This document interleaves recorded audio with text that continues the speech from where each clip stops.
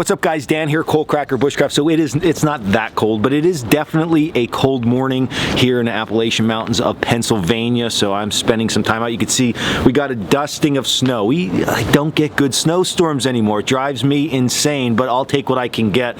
So that's what I'm dealing with today. So with the cold weather, it got me thinking about all the different seasons here in Pennsylvania and how we need to constantly adjust what we do. Now, this might be some normal stuff for you very cold weather people who are in Alaska, or I don't know, maybe like way up in Canada or something like that constantly deals with cold temperatures. But for the rest of us who get these like zaps of cold weather, we need to think ahead a little bit for our safety and also for our comfort.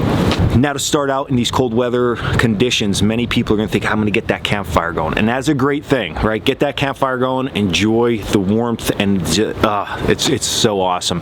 But here's the thing: in very cold weather, if your go-to, or at least your emergency go-to, is one of these things, a lighter, okay, you might run into a problem with it not lighting too well, okay?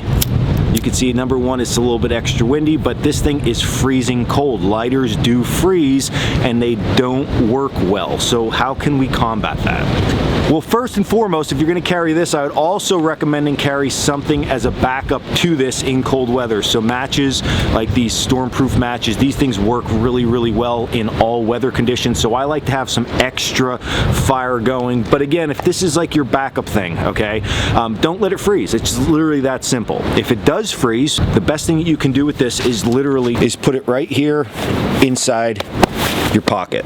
Keeping your emergency lighter inside your pocket is going to provide it that little extra warmth it needs in order to keep it from freezing, and it's going to work fine for you. So always keep your lighter in your pocket. But if for some reason you forget to do that before you go out and you don't realize it's as cold as it is out, and your lighter's froze up, simply take it and get it as close to your body as you can for just a few seconds, 10-15 seconds, and it normally will warm it up more than enough to get it to work, and you will be back in business. So lots of little fire tips there, but just think ahead a little bit with that.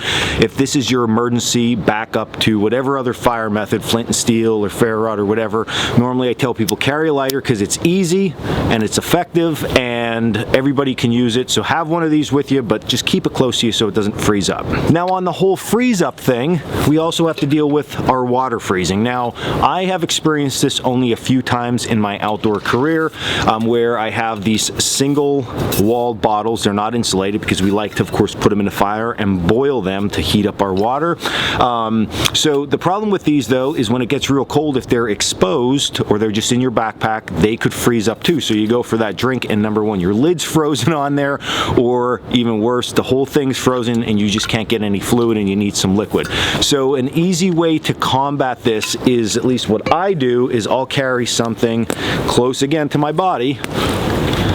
No, there's not whiskey in this. I just keep a little bit of water inside a flask. So it keeps it warm enough close to me that I still have some liquid to drink in case this thing freezes up. And then when this is empty and I have my fire going and this is all nice and warm, I just top this off, and in that warm flask I can put right back in that. Usually most of us have this inside pocket.